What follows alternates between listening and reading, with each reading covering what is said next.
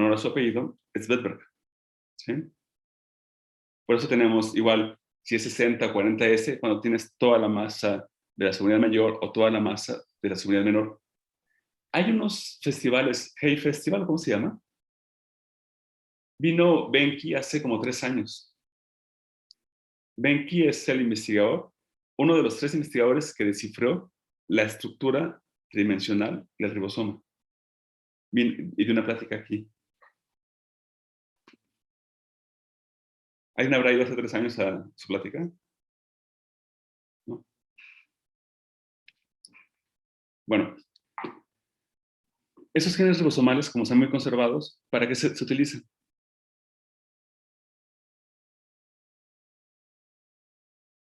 Bastante en sistemática, ¿verdad? ¿Se acuerdan de las historias de Carl Guss? Carl Guss se inspiró sobre todo en el 16S para bacterias.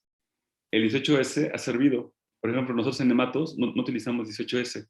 Utilizamos un gen mitocondrial, COX-1. Otro punto. Las mitocondrias también tienen ribosomas. Tienen 12S y tienen 16S. ¿Por qué creen que sistemáticos como Luis Hernández, Rolando Bárcenas o Fidel Landeros no utilizan al gen ribosomal per se? Utilizan sobre todo como referencia a las secuencias intergénicas. El 5, el 18 y el 28S están en tandas, el 5.8 está aparte. Pero ellos no trabajan con la secuencia del gen ribosomal, del 18 o del 28. Trabajan con ITC1 o con ITC2, la secuencia que están entre los dos genes.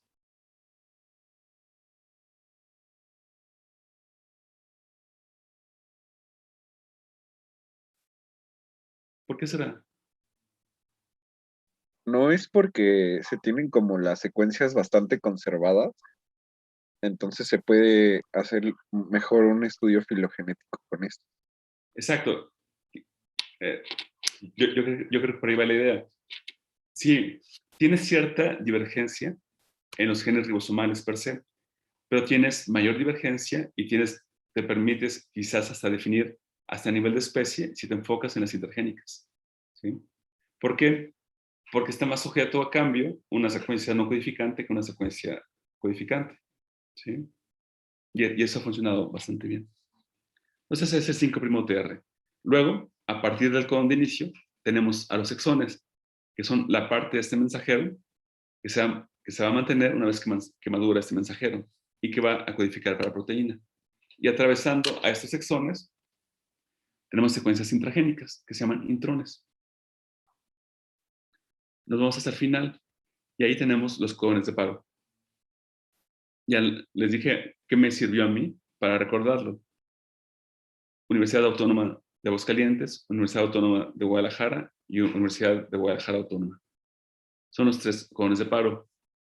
Los ciliados, como Paramecium, son una locura a nivel genético, ¿sí? Además, hace unas clases les comenté, si yo tuviera otra vida, trabajaría con diatomeas. Y si tuviera una tercera vida, trabajaría también con ciliados.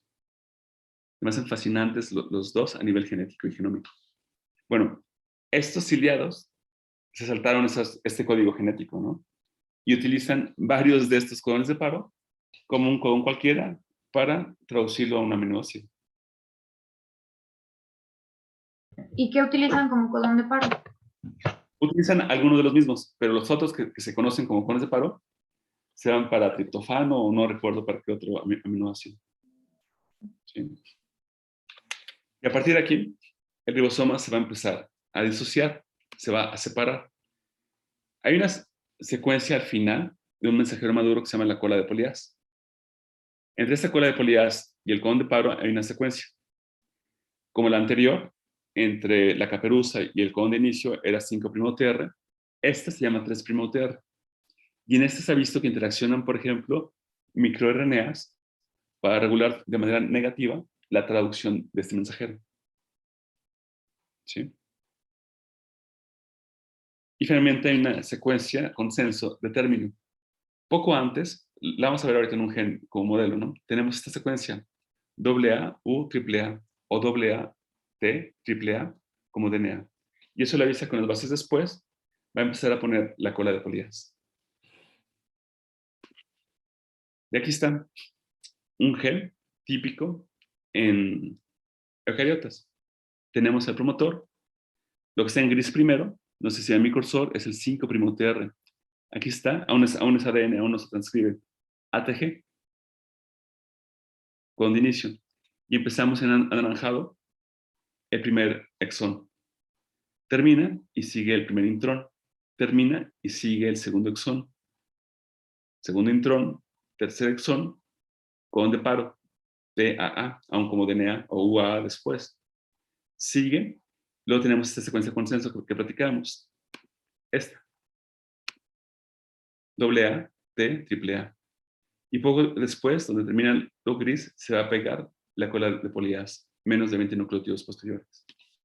Para recordar, está muy chiquito, pero ¿ven estas dos bases que son en el intrón 2? GT, Y esas últimas dos bases en el intrón 2. AG.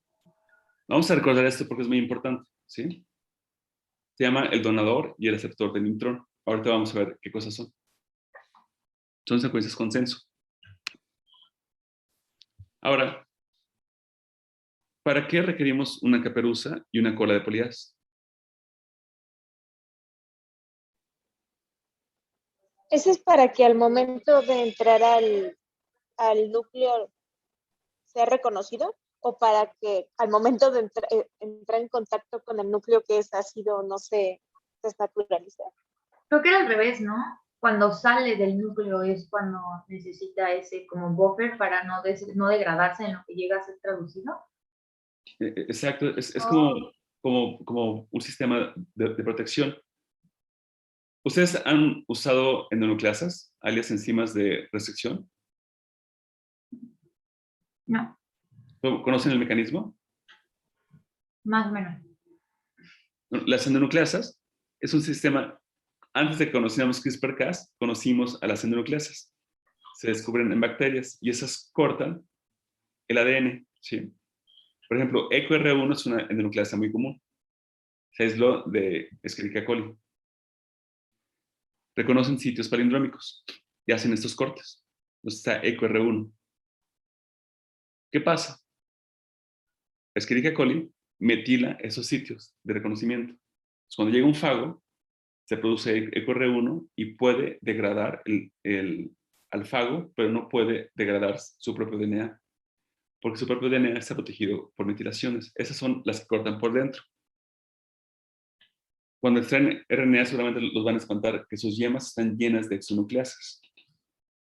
Si una endonucleasa corta por dentro este ácido nucleico, ¿cómo cortará una exonucleasa? Por Yo me fuera. imagino, por fuera. Yo la imagino, pero por la analogía, como Pac-Man, ¿sí? Como Pac-Man cuando está comiendo, así me imagino a esta endonucleasa, exonucleasa, perdón, ¿sí? ¿Y qué va a pasar? Tienes ya un mensajero maduro, tienes caperuza y tienes cola de polías.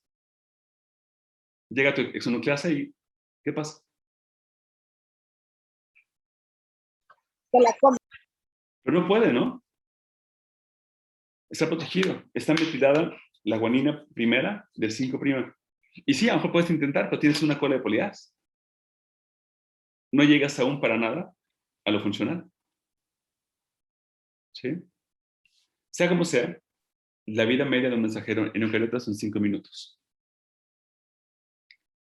Pero es suficiente para que esto se pueda traducir a proteína. Es un mecanismo de defensa.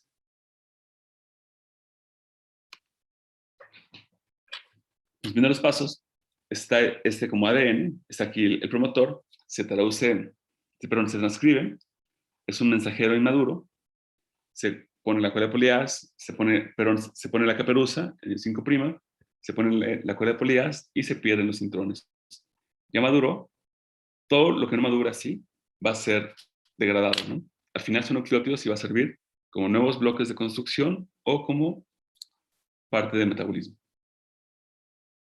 Este ya se puede traducir a proteína y genera una cadena sencilla, ¿no? Es una estructura primaria. La estructura primaria de una proteína son simplemente la secuencia de aminoácidos. Después van a empezar a interaccionar aminoácidos contiguos. Y eso va a formar, ¿se acuerdan de las estructuras de hojas beta y alfa hélices? Sí. Va a ir plegando como esta proteína. Después, los aminoácidos más lejanos, por ejemplo, dos cisteínas, podrían formar puentes de sulfuro. Y eso me genera ya poco a poco una estructura tridimensional, ¿sí? Una estructura terciaria. Finalmente, pueden formar complejos entre esta subunidad y esta otra o más.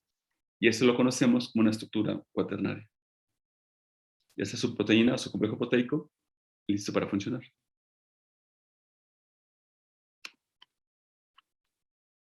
Entonces, no, creo que apenas vamos a ver. Tenemos secuencias promotoras y tenemos secuencias potenciadoras. Voy a manejar promotor y por secuencia regulatoria potenciadora voy a permitirme decir enhancers, ¿ok?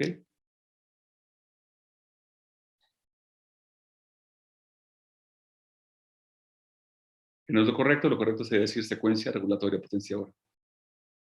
Pero así como también digo primer en lugar de oligonucleótido, voy a decir enhancer, ¿vale? Ahora, los promotores hablábamos de la secuencia TATA. Vamos a hacer un pequeño ejercicio, muy sencillo. Cuando secuenciaron el genoma humano, querían saber cuántos genes había. Había muchas apuestas, ¿eh? A ver, ¿quién la atinaba? ¿Alguien recuerda cuántos genes tenemos que codifican para proteína?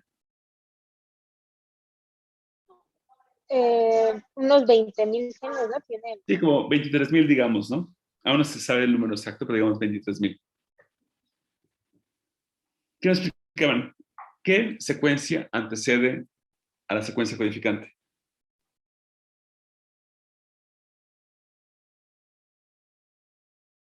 La 5'UTR, ¿no? No, claro, pero eso es parte de lo que ya consideremos como el que va a formar eventualmente a la codificante. Vamos a tomarlo eso en cuenta. Pero antes de eso, ¿qué tendríamos? Río arriba. ¿El promotor? La caja. Exacto, un promotor. Y el promotor clásico en eucariotas es la caja TATA. Entonces, hay que ver ejercicio. Entonces, pensaron estos primeros secuenciadores de genomas, ¿cuál es la probabilidad de encontrar una caja TATA en el genoma? No vamos a complicarnos ahorita de enriquecimientos de Ts y As o de Gs y Cs en genomas.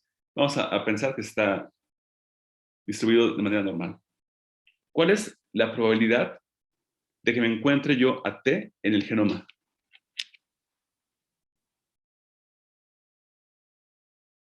Como de un cuarto, ¿no? Porque Exactamente un cuarto.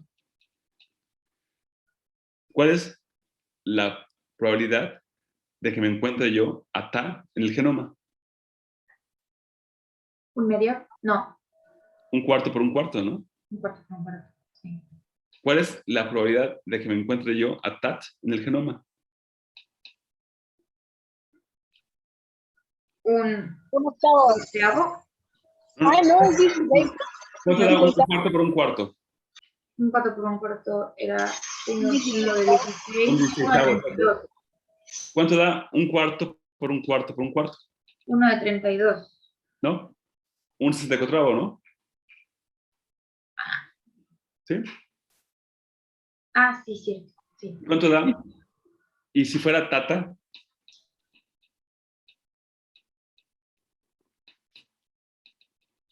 ¿cuál me da de probabilidad? Qué fe letra, ¿no? Bueno, 4 a la 4, como 120 y algo, ¿no? 128.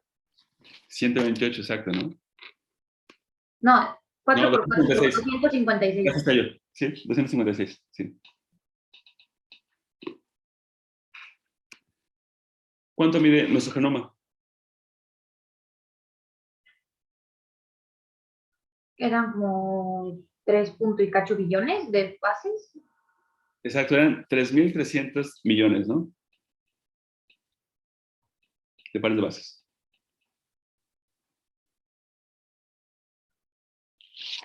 ¿Algo así? Sí, ¿no? 3,300 millones. Eso mide nuestro genoma, o 3,3 gigabases. ¿Me permiten ser flojo? ¿Sí? Sí, Ese 256 me dan chance de convertirlo en 330. sí. Gracias. Sí, si no, no quiero sufrir. Sí, entonces ya, ese 1 256 lo convertí en 1 sobre 330. ¿Sí me dieron chance todos? Sí, Sí. profe. Gracias. Entonces ahora voy a tomar 330 y voy a dividirlo sobre este otro. Ay, ¿Cuántas veces cabe 330 en este número? Híjole. 10 millones, ¿no? Como, ¿cuánto? 10 millones. Sí, yo creo que sí. No, no crean aquí, ¿no? Por favor. 10 millones, ¿sí? Ok. Ok, entonces, según mi cálculo genial, ¿no es cierto? Tenemos 10 millones de genes, ¿no? Porque estimé por probabilidad cuántas cajas tatas tengo. Pero a ver, ¿no me acaban de decir que tenemos 23,000 genes? Ajá, sí, cierto. Algo hice mal, ¿no? Muy mal. Me dijeron que la caja tata antecede al gen, ¿no? Entonces, más o menos hizo un estimado de cuántas, la probabilidad de encontrarlo y en relación al tamaño del genoma, de nuestro genoma. Y eso da un número ridículo de 10 millones. En realidad tenemos 23,000 genes. ¿Qué podemos hacer? Bueno, una ventaja es que ya contábamos con el genoma. Ya está secuenciado. Entonces, ¿qué más sabemos de la naturaleza del promotor? El promotor no está solo. El promotor es flanqueado por unas islas. Y las islas se llaman CPG. Haciendo un dibujo raro, sería algo así.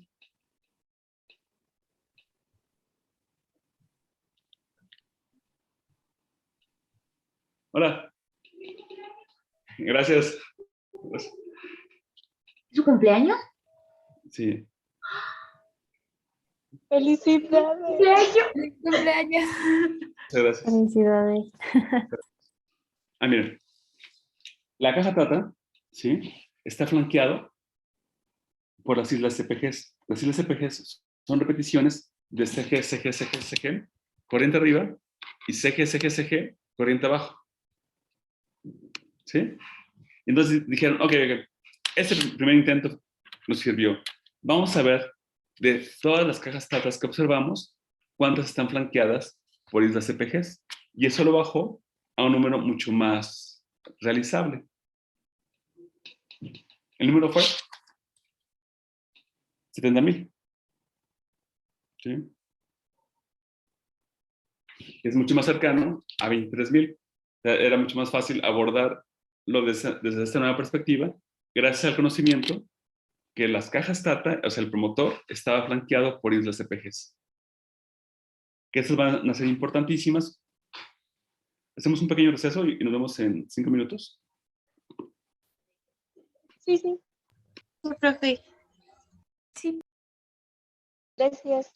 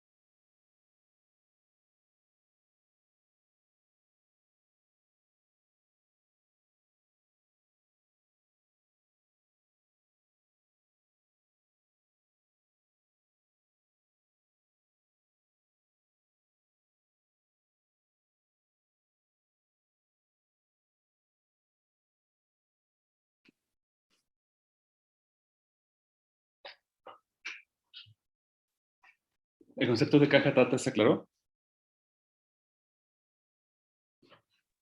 Sí. Sí, sí.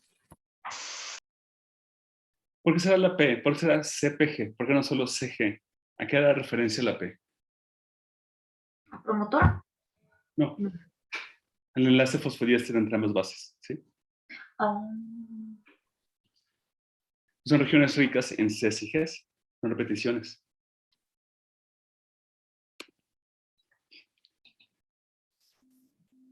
Tenemos varios tipos de RNAs polimerasas. Las que transcriben los genes que codifican para proteínas es la RNA polimerasa tipo 2. ¿Sí? Y son ayudadas por los factores. Hay factores transcripcionales que ayudan a reclutar a estos complejos transcripcionales que contienen a la RNA polimerasa tipo 2. ¿Sí? Y se van a formar complejos de transcripción basal para reclutar a esta enzima. Y esos complejos están compuestos al menos por 6 factores. Ahí está en la figura, ¿no? Se forma este complejo y reclutan a la RNA polimerasa para iniciar el proceso de transcripción. Tenemos factores de transcripción generales que forman este complejo basal, pero si nos importan para el curso son estos segundos, los histoespecíficos, que permiten la expresión únicamente en ciertos tejidos, en ciertos tipos celulares.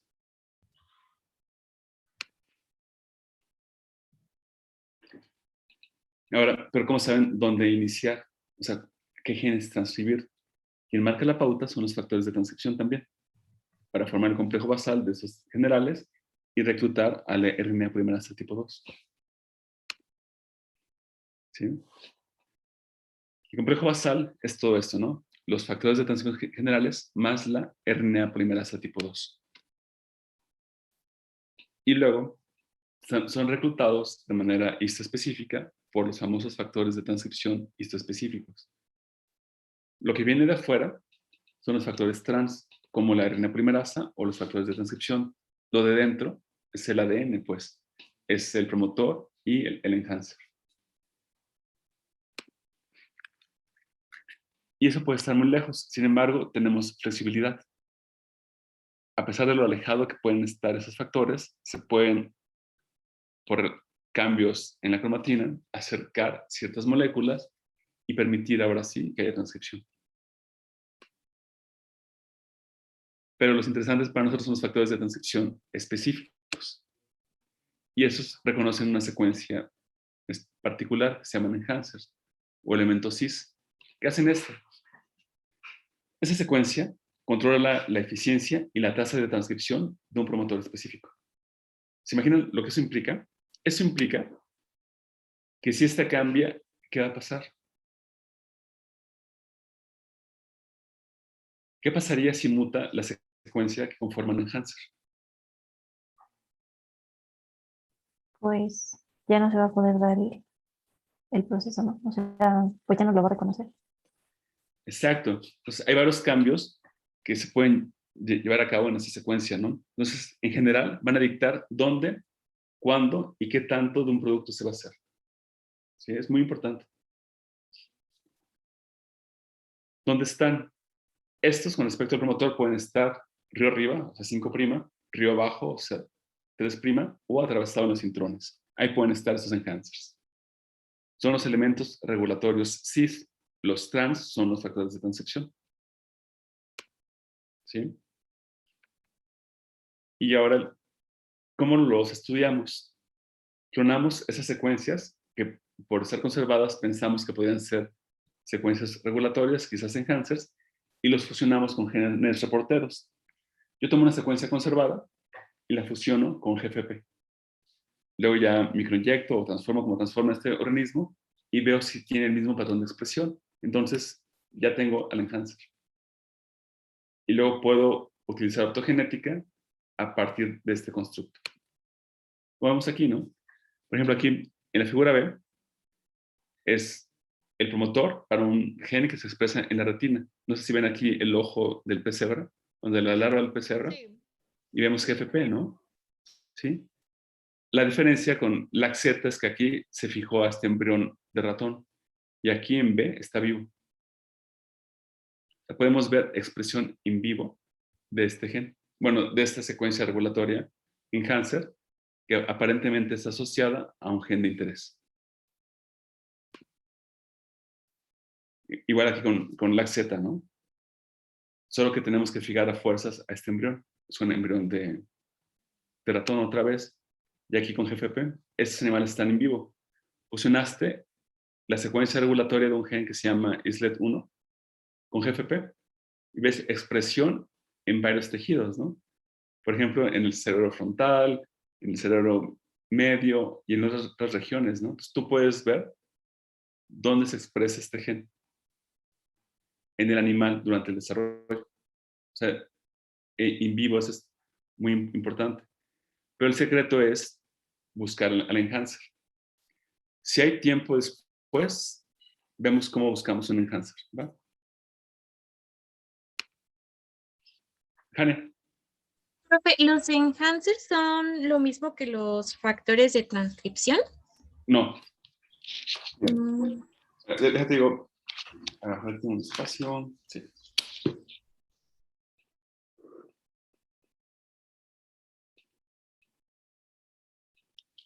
Aquí tengo una secuencia de ADN, ¿no? Río abajo tengo un gen. Y esto que dibujé aquí, con esas dos rayitas, es un enhancer. Ese es un elemento cis. Está en la secuencia, por eso es cis. Ahora, este enhancer va a ser reconocido por una proteína. Es el factor trans, es el factor de transcripción. O sea, el elemento cis, la secuencia per se, es el enhancer, la secuencia regulatoria. El factor trans va a ser el factor de transcripción. ADN, proteína. ¿Sí, Jania? sí, ok, sí, sí, gracias, profe. No. Y aunque se dice fácil, hasta la fecha no se entiende a ciencia cierta cómo es esa interacción. O sea, cómo interacciona físicamente y a nivel estructural el factor de transcripción con el enhancer. Lo que se ha hecho es, más bien, generas mutantes dirigidas, puedes alterar por mutación la composición de aminoácidos del dominio funcional que interaccionan con el ADN en el factor de transcripción, o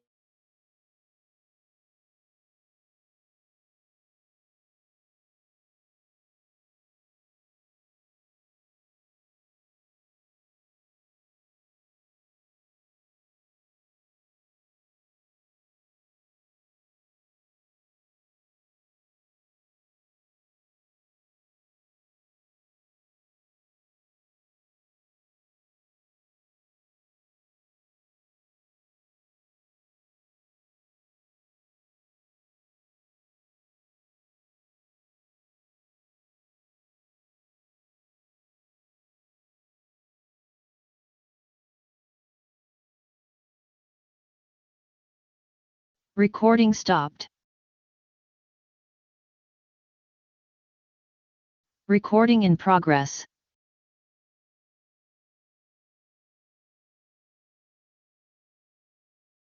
Profe, tiene su micro silenciado. una pregunta, ¿estará bien si mandamos lo de los primers para principios de la clase del viernes? Sí. Para tratar de avanzar lo más que podamos en la clase de hoy. Sí, Claro. ¿Sí, para todos? Sí. Y me entregan el lunes los primers. Buenas mañanitas. Estaba pensando en hace rato. Ok, regresando a clase, ¿sí?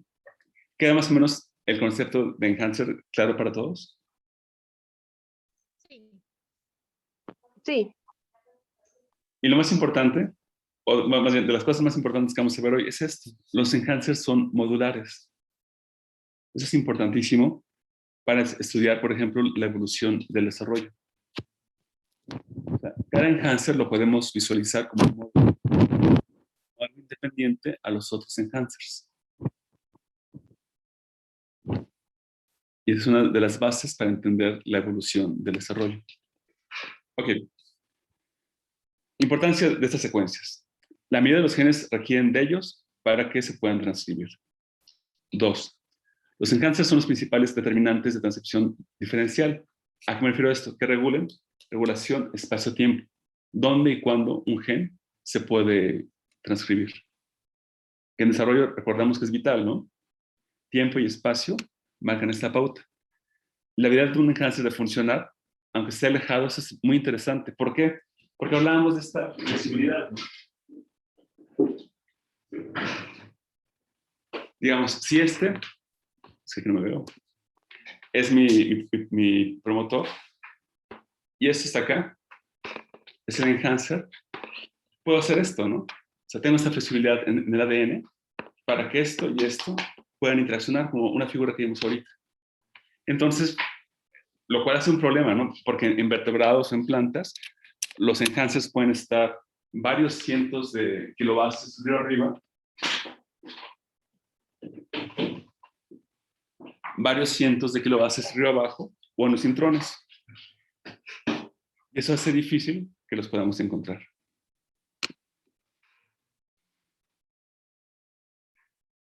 Bueno, ya que se unen, esa interacción que platicamos ahorita, creo que fue con Jania, factor de transcripción con enhancer, ayuda a reclutar al complejo basal para que llegue la RNA primerasa tipo 2 y haya transcripción.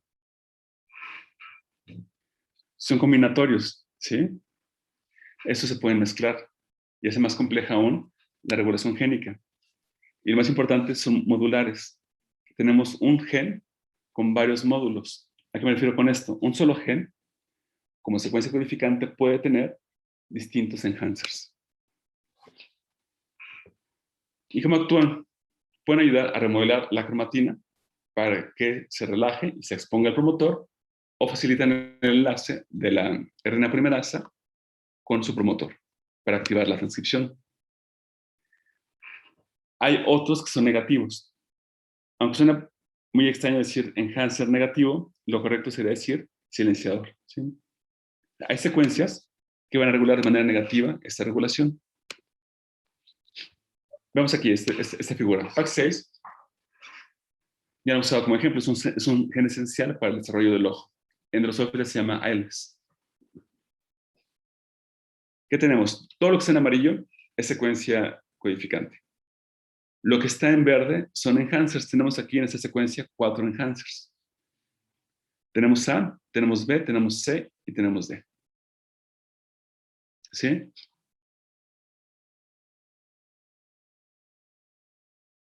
¿Qué pasaría si yo muto la secuencia codificante en PAX6?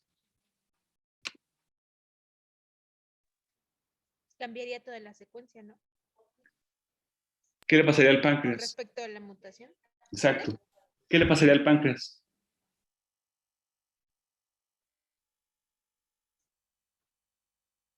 O sea, tengo 4 enhancers aquí. Uno para regular el desarrollo del páncreas, otro para regular el desarrollo de las lentes y la córnea, otro del tubo neural y otro en la retina. Si yo muto la secuencia codificante, le pego al páncreas, le pego a lentes y córnea, le pego a tubo neural y le pego a retina, ¿verdad? Sí. ¿Qué pasa? Como en el caso de Asturianos Mexicanos de Cueva, si yo muto el enhancer de la retina. Pues se dejan, o sea, en las próximas generaciones ya no hay, ya no hay ojos, pues. Exacto, como pasó con este pez.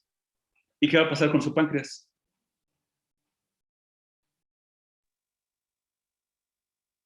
Pues no tiene problemas con el páncreas, o sí, o es.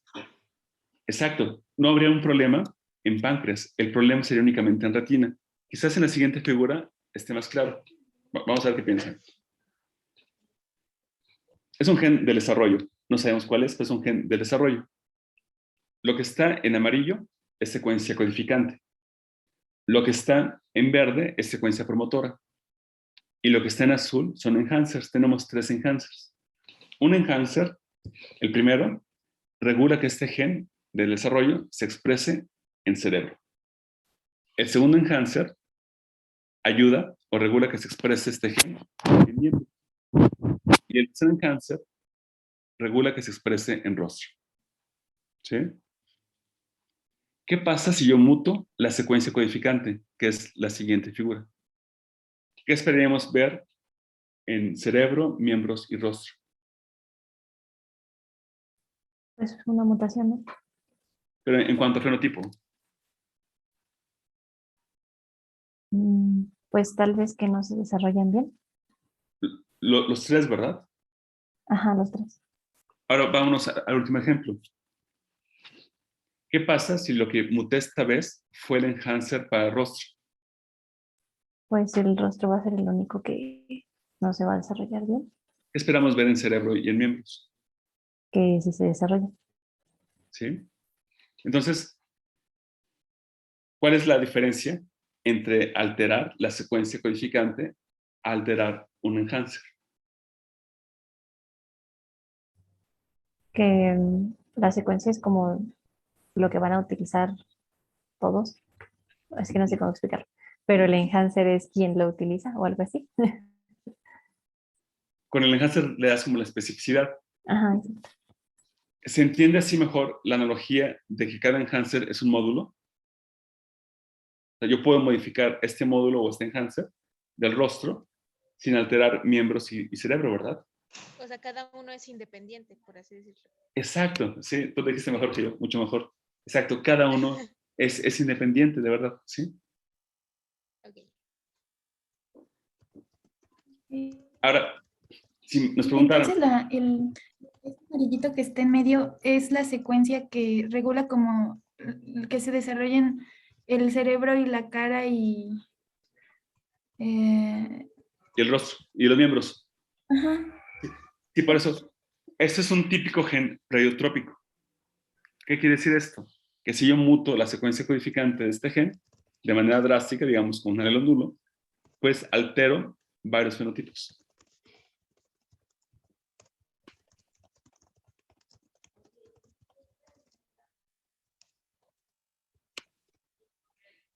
Es incluso más, bueno, es distinto con el operón LAC, porque el operón LAC sería una serie de secuencias codificantes, ¿sí? O sea, en el operón hay varios genes regulados por un solo promotor, para que tengas una respuesta más rápida a la hora de activarlo. En este caso, que es cuando es en esta fase LAC, ¿no? En este caso, no, es un solo gen. En el operón son varios genes, pero está regulado por distintos enhancers. Y cada enhancer va a marcar cuándo este gen se va a expresar en una escala espacio-temporal. Ahorita lo restringimos únicamente a escala espacial, pero también podría haber otros marcadores para que a lo mejor es en rostro, pero al principio o a la mitad, o ya que está definiendo ese tipo de carácter. No sé si me expliqué, Itzel.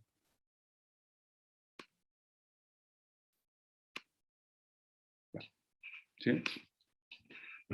Entonces, ¿ven la importancia de este? Sí. Y por ejemplo, en el caso de esos peces que pues viven en la oscuridad, ¿no? Y ya no, o sea, ¿qué factor es lo que causa que esa región ya no se regule, por así O decirlo? sea, que no se mantenga como funcional. Podemos atribuirlo a deriva génica. Hay una investigadora, fue profesora de biología, pero ya se fue ahorita al Instituto de Biología de UNAM, que trabaja con esto, ¿sí? Con esta deriva génica y estos cambios asociados a los fenotipos de Bastianes en cuevas.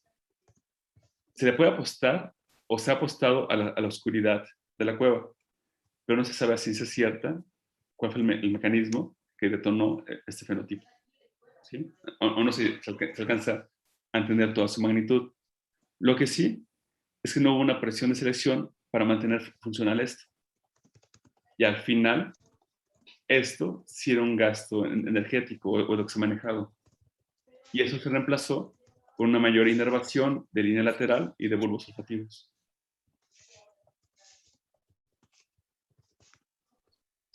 O sea, todos vamos a sufrir esta deriva génica, ¿sí? Y en algunos casos, como fue el caso de Bastianes en cuevas, se puede asociar fuertemente con su fitness. Y entonces se fijó al final en esta población, en pocos miles de años. No sé si te contesté. Sí. ¿Sí? Pues digamos, yo llego todo emocionado, quiero secuenciar. PAX6 es un gen candidato, ¿se acuerdan de la del gen candidato como aproximación. O sea, yo digo, ok, a nivel genético, ¿qué llevó a que perdiera los ojos Astyanax? Digo, ¿qué genes son claves para el desarrollo del ojo? Y tengo un gen muy importante, PAC6. Entonces afortunadamente, ahora ya contamos con un genoma, pero antes usábamos a pez cebra como referencia, porque mantiene muy buena sintonía genética. Lo tomo y secuencio a PAC6 codificante. No encontré nada. O sea, lo comparé con el pez Astyanax mexicanos de superficie que vive en ríos, que tiene ojos, y no encontré, salvo mutaciones sinónimas, no encontré nada interesante. Nada que pudiera asociar con pérdida de función. ¿Qué me recomendarían hacer ustedes? Secuenciar el genoma del humano. Tal No, pero vez aquí, las proteínas Bueno, que primero eso. se expresan, a pesar de que esté ese gen, como las proteínas pero que hacen. aún más sencillo, Jessie.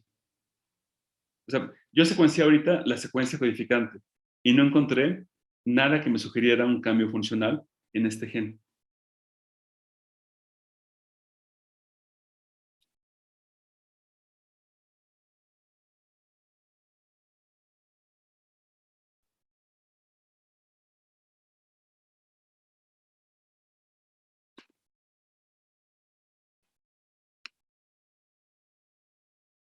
En el ARN tal vez, como que hubiera una falla en el ARN. O sea, sí podría haber a niveles de expresión, ¿no? Pero digamos, no, no he podido aún. Lo más que tuve fue un poquito de muestra, tengo el permiso nada más, de cola de aleta caudal, ¿no? Nada más. Lo puse en etanol y extraje únicamente, tengo acceso a DNA.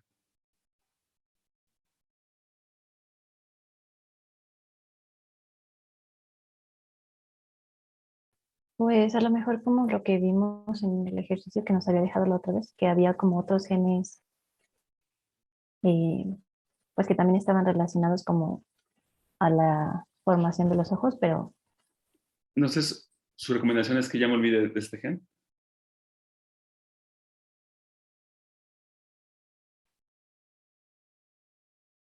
Y si alguien sugiriera, ¿por qué no también revisas la secuencia regulatoria?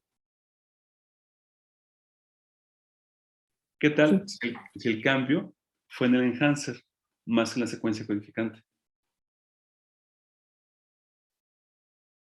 Y me apoyo de ustedes porque ustedes ya saben diseñar primers degenerados, digamos con esta secuencia del genoma, y secuencio y, sí, encontré alteraciones en el enhancer para retina. Y para lentes y córneas más. El punto aquí es, muchos de los cambios no únicamente van a caer en secuencia codificante, también en secuencia regulatoria. Entonces, si perdió la función del ojo, también puede deberse a alteraciones regulatorias. ¿Sí? Y únicamente trabajando con DNA, ¿no? Luego lo podemos hacer más complejo. Ahora, los factores de transcripción, ¿qué van a hacer? Tenemos el elemento cis, que es el enhancer, su contraparte, el factor trans, es el factor de transcripción. Es lo que va a reconocer una secuencia específica en el ADN y va a permitir que se lleve a cabo la transcripción. ¿Sí? Tenemos tres dominios. Uno, de interacción proteína-proteína. Me faltan dos acentos. Tres. Esto regula o forma un dímero, ¿verdad? Dos, un dominio transactivador. Y tres, digo, para reclutar a la RNA primerasa, etcétera. Y tres, un dominio de enlace al ADN. O sea, una secuencia de aminoácidos de un factor de transcripción reconoce de manera específica una secuencia de ADN. El dominio funcional de enlace al ADN del factor de transcripción reconoce un enlace particular. ¿Qué tan importante será esa interacción? ¿Qué tan radical podría ser un cambio en esa interacción? ¿Cuál es su opinión del habla en los humanos? ¿Del qué? Del habla en los humanos.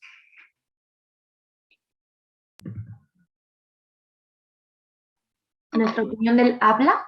¿Sí? Esa capacidad de comunicación verbal que tenemos. Pues que está muy Incluso bien, ahora ¿no? de esa manera virtual. ¿Perdón? Pues que está muy bien, ¿no? Tenerla es útil. Exacto. ¿Y alguien ha escuchado de algún gen famoso asociado a esta capacidad? No. Sí, sí hay. Sí. No hay muchos genes que sean gen comportamiento, eso es mucho más sinuoso, esa ruta, ¿no? Pero encontraron en el 2001 a este gen, FOXP2. ¿Te suena? Sí, ¿Para qué creen que codifica? ¿Podría codificar para la parte aquí de la laringe? Bueno, codifica para un factor de transcripción. Y ese factor de transcripción marca todas las instrucciones para formar el circuito neuronal que regula el habla en nosotros.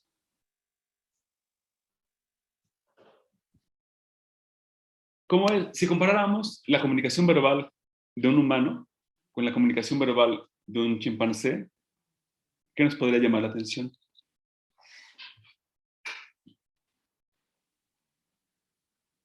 Que es solo como que nosotros articulamos más y tenemos como más variedad de sonidos que ellos. Exacto. Y si les dijera que en partes se debe a 3 SNPs, ¿sí? Les los escribo.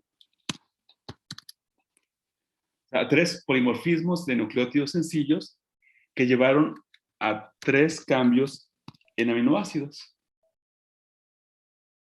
Voy a olvidarme de uno de ellos y voy a enfocarme en 2 únicamente ahorita. En el exón 7. ¿Qué dominio funcional creen que cayó en el exón 7?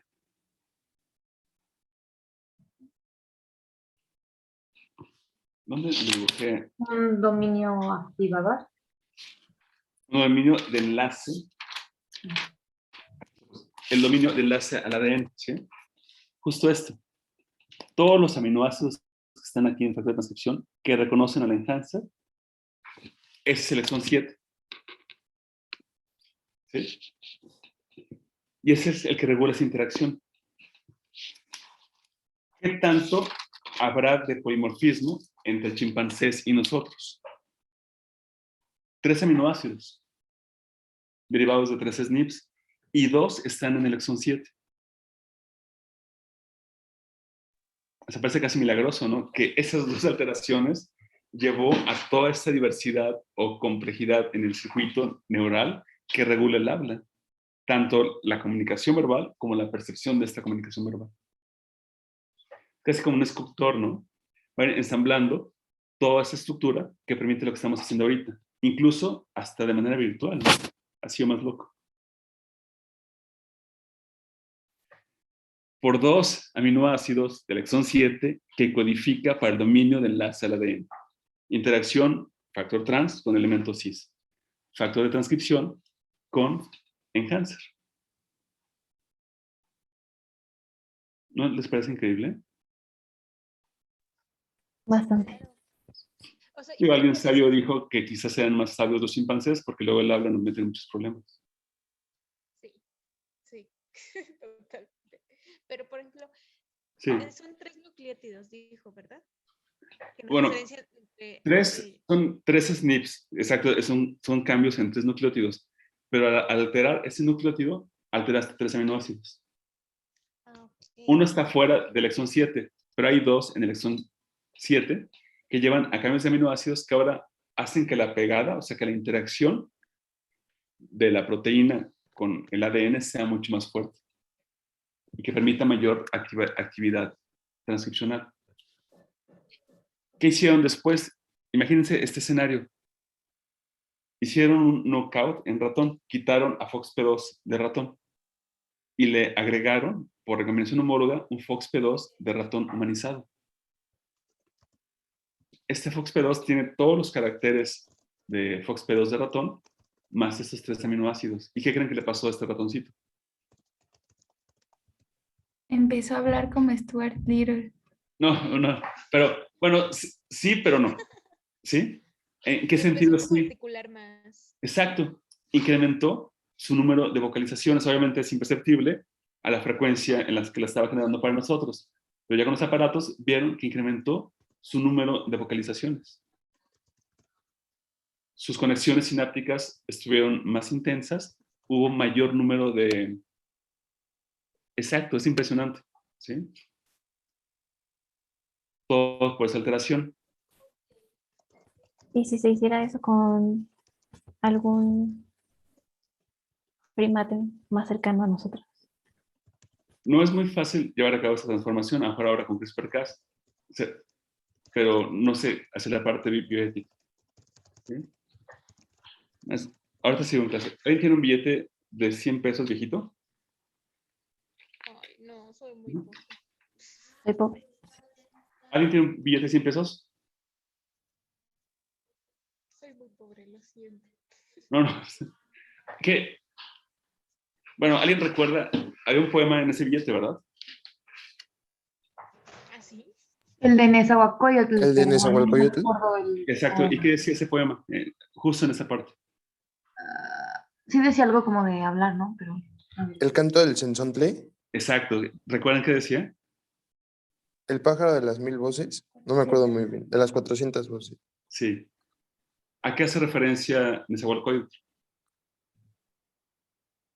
¿A qué hacemos A la eso? voz de las otras personas. En este caso, a la capacidad de canto de esta ave, ¿no? Exacto. Entonces, hace algunos años una compañera de ustedes me propuso un proyecto y no pude decir que no. Dijo, ¿qué pasaría, Fausto, si secuenciamos el exón 7 de FOXP2 en el sensontle y lo comparamos con otras aves cantoras? Ya estaban las secuencias de otras aves cantoras y ahí no encontramos nada. No estaban modificados estos dos aminoácidos. Sin embargo, ¿qué creen que encontramos en el sensontle?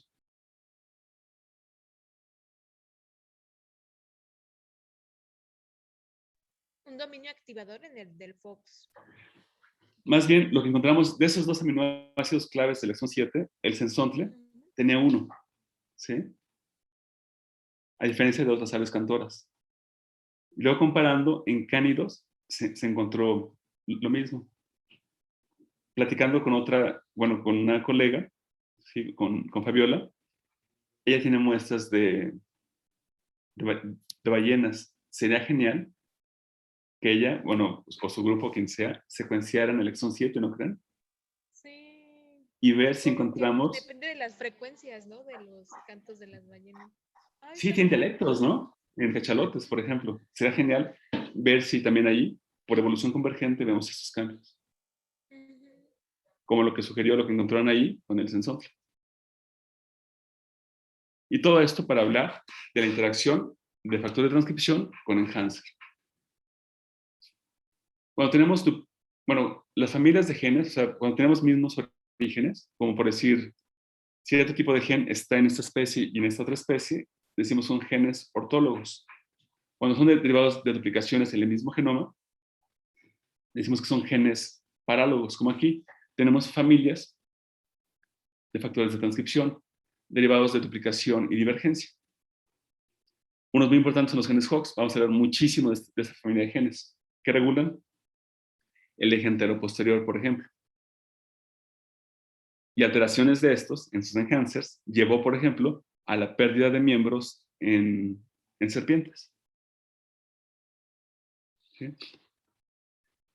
Otros, por ejemplo, el desarrollo de la pituitaria o de destinos neurales, o los LIM, que son como escultores de regiones del sistema nervioso central, para formar músculos, los hélice, vuelta hélice, etc. Entonces tenemos familias de factores de transcripción y estos son muy importantes. Estos son como los arquitectos. Van a marcar la pauta de qué se va a construir, cómo va a ir diseñando este nuevo organismo. Recuerden que ustedes tienen un proyecto final, ¿eh? Bueno, ¿cómo funciona? También tienen dominios para poder dimerizar y se va a sentar en el surco mayor del ADN para activar la transcripción. Un ejemplo. Aquí creo que es in situ más que inmuno, se ve un factor de transcripción, MIT-F. En silvestre, obviamente, en tipo silvestre vemos expresión del factor de transcripción. En este, no vemos expresión, ¿sí? Se generó un knockout, ¿sí? Es homocigoto mutante.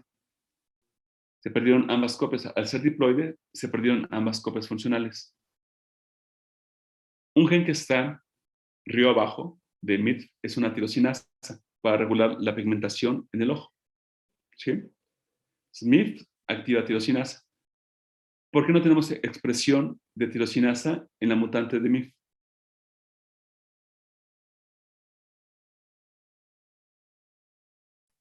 Pues porque MIT no permitió que se expresara.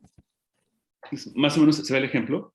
O sea, es gracias a la acción de este factor de transcripción que los genes que regulan la pigmentación del ojo se pudieron activar.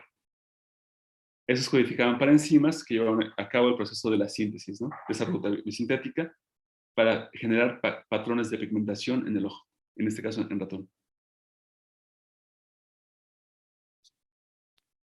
¿Sí se ve como esta lógica del funcionamiento? Sí.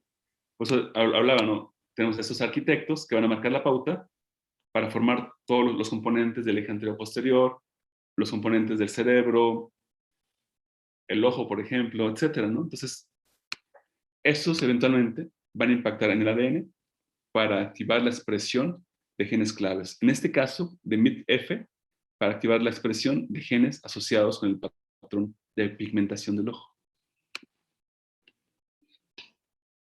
Eso es mucho más complejo de lo que parece.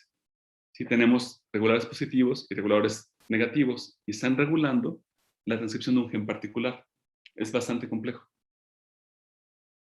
O sea, pensamos que ojalá hubiera solo un factor de transcripción, pero múltiples factores pueden estar actuando en esta regulación.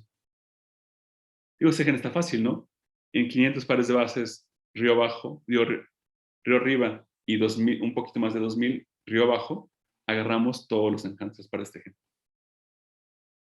¿Sí? Es más o menos fácil poderlo caracterizar. Luego funcionan en cascadas. Cuando hablamos del desarrollo en Drosophila, como modelo de insecto, empezamos con un grupo de factores, los genes GAP, que nos vamos luego con los genes regla de par, y así, ¿no? Para ir de estos factores de transcripción, activan estos otros, activan estos otros, activan estos otros. Y funcionan como una cascada. También tenemos, como mencioné, silenciadores o enhancers negativos, que algo me da error de paridad decir un enhancer negativo. No sé qué opinan ustedes. Un potenciador negativo, pues. ¿O sí tiene sentido? Pues esos se presentan de manera, o sea, nosotros a la hora del desarrollo tenemos silenciadores. Por supuesto. Pero podría ser al momento de, no sé, se me ocurre luego, al momento, ve que todos al momento del desarrollo somos mujeres. Sí. Y luego ya nos diferenciamos en mujer y hombre. ¿Ese podría ser como un gen silenciador? No, aquí es presencia-ausencia. ¿Sí? Okay. Para la determinación genética sexual es presencia-ausencia. El hecho de que los machos, voy a hablar como genetista, ¿no? Que los machos de mamíferos tengan cromosoma Y, ¿sí? Implica que contienen un gen que se llama SRY. Eso lo vamos a hablar después. SRY va a activar a SOX9. Como las hembras de mamíferos son XX, no contienen al cromosoma Y. Y entonces se va a activar Win4, que va a llevar a la formación de gónadas femeninas. ¿Sí? Aunque la regulación ahí también es increíble, ¿eh? Por ejemplo, en Drosophila para el sexo, aprende a contar. ¿Cuántos autosomas versus cuántos cromosomas sexuales? Pero aquí lo importante es, saben, se usó un gen reportero, LAC-Z, y se vio un promotor basal y en presencia del silenciador se restringe la expresión a regiones específicas del embrión de ratón. En ausencia se va a todo el embrión, ¿no? ¿Quién flanqueaba al promotor? A la caja. La GP, no, CPG. CPG, exacto, ¿no? ¿Eso qué era? Secuencias de CG, CG, CG. CG, ¿verdad? Si yo tengo una CG, ¿cómo leo la secuencia reverso complementaria? CG. ¿Le suena como un tipo palíndrome? Sí. Eso va a ser muy importante, ¿verdad? ¿Qué pasaría si esas secuencias están tan cerca del promotor se metilaran?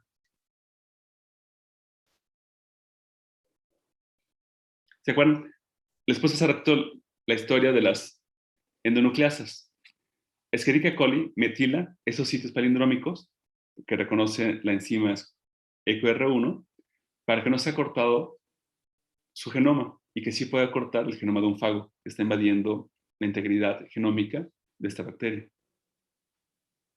Entonces, ¿qué podemos inferir si está metilado un promotor? Que no se va a expresar. ¿Por qué? ¿Quién ya no puede llegar a interaccionar ahí?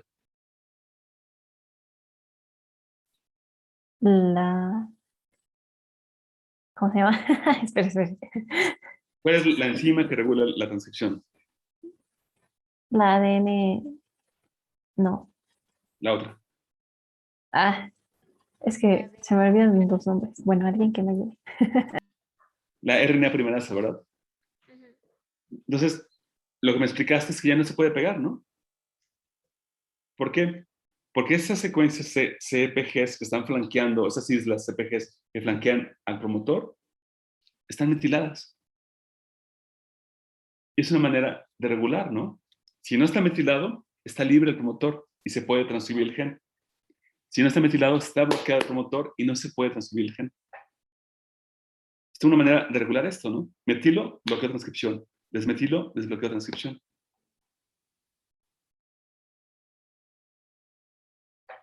¿Se acuerdan en genética, cuando vieron la parte de alelos dominantes y recesivos?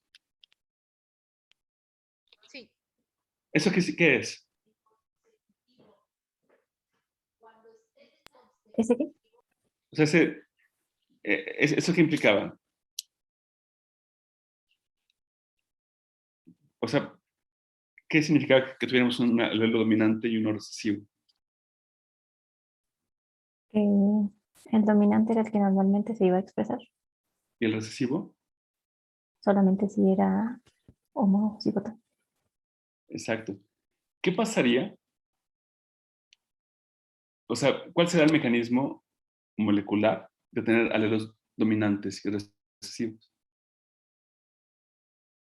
A lo mejor que los dominantes estuvieran metilados o al revés, desmetilados. Exacto. ¿Y el recesivo? Metilados. ¿Y entonces qué pasaría? Vamos a pensar aquí, ¿no? Aquí es de tiempo. También puede haber diferencia por tiempo, 6 semanas y 2 semanas. Que las 6 semanas, vamos a pensar que es la variante alélica de mamá. ¿Está bien? Es la dominante. Y aquí, la de 12 semanas, es la variante alélica del papá. El gen que está en verde es un tipo de globina. ¿Cuál va a ser el alelo dominante y cuál va a ser el alelo recesivo? ¿Y por qué? ¿Cuál se va a expresar? El que no tenga límite. El de la mamá. Es El de la mamá, exacto. La globina, ¿no? Entonces, Es el de arriba, ¿no? ¿Por qué? Porque el de mamá no está metilado. ¿Cómo está el alelo que aportó papá? está metilado. Y por ende no se va a expresar. Y por ejemplo, todas esas enfermedades genéticas que se dan por alelos recesivos es por esto mismo, ¿no? O sea, en este caso, que no hay producción de globulina, ¿no? Entonces, Se ha pensado por alteraciones a este nivel exacto. Ok. O me la pueden complicar más, ¿no? Cuando hay también correpresión, ¿no? ¿Sí?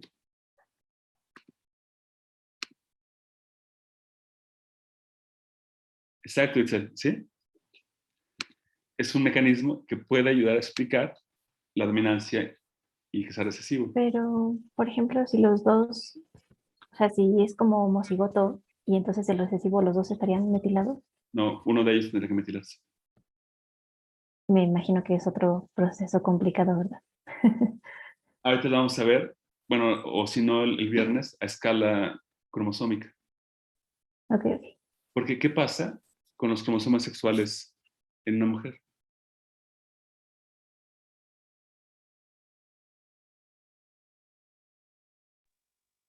¿Son iguales?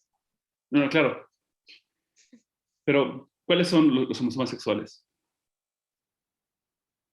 X y Y, El Sí. Y en una mujer, ¿cuáles son? XX, XX. ¿Y cuántos tenemos los hombres de X? 1. no. Tiene que haber Pero una compensación de dosis, ¿no? ¿Qué tiene que hacer la mujer con sus cromosomas sexuales? Bueno, las hembras de mamíferos en general. Tienen que escoger como bueno, no sé si es una elección como tal, pero Es se azar. quedan con una X, ¿no? En cada Exacto. célula escoge una X. ¿Y qué le haces al otro X? Lo duermes, ah, ¿sí? Lo vas a mandar en su mayoría a heterocromatina.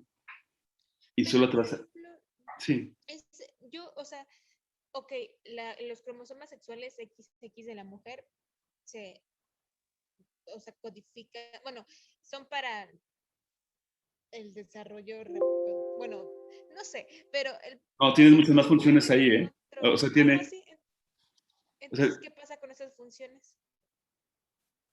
no pasa nada, o sea, tienes más funciones en cromosoma X, ¿no? Sí, Ok. sí hay SARS-CoV-9, etcétera, es otra historia, pero más bien, lo que pasa es, o sea, todos ustedes tienen dos. ¿Quiénes somos más propensos a mutaciones en cromosoma X? Piensa en la realeza británica. Hombres, Hombres, ¿por qué?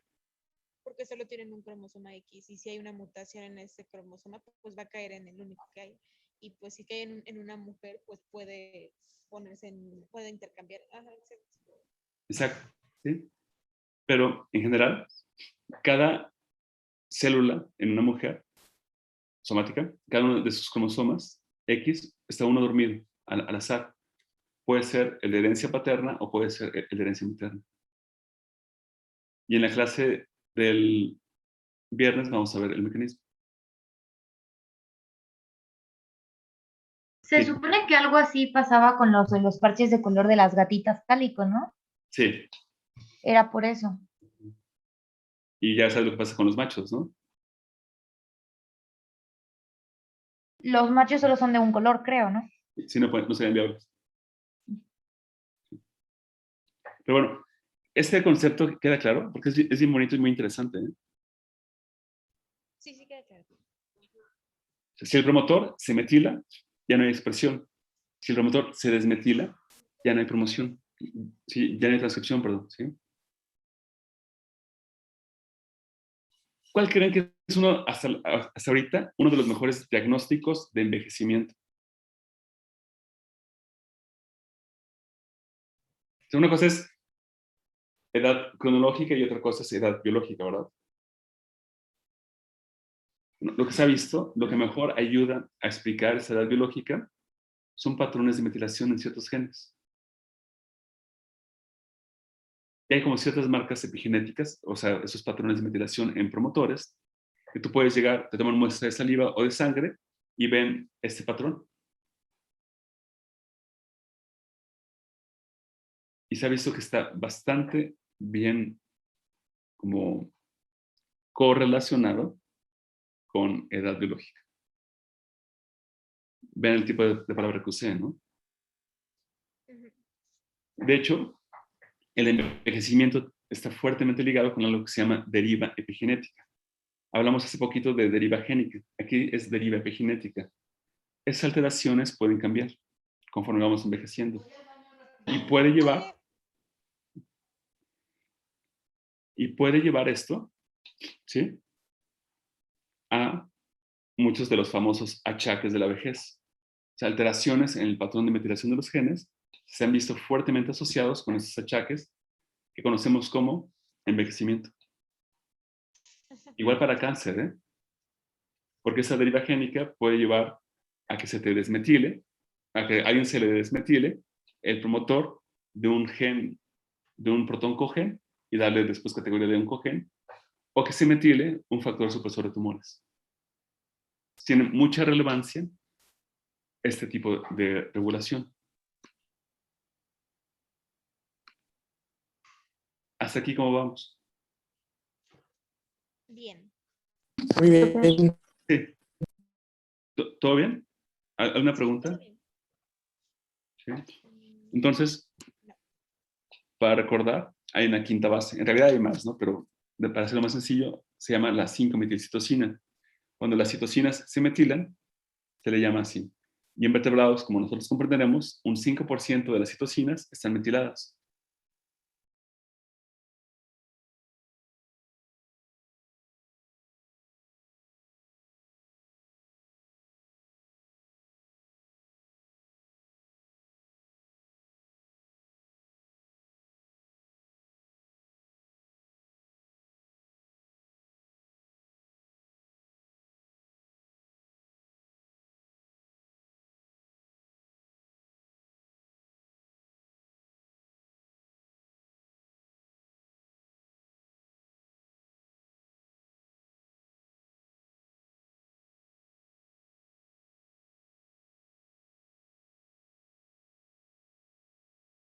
Es el verdad. Sí, Sí, Ya se ha ido a buscar mi móvil. Recording stopped. ya te habías ido al techo a buscar señal con tu antena. Sí, dije, ¿qué onda? Soy yo otra vez.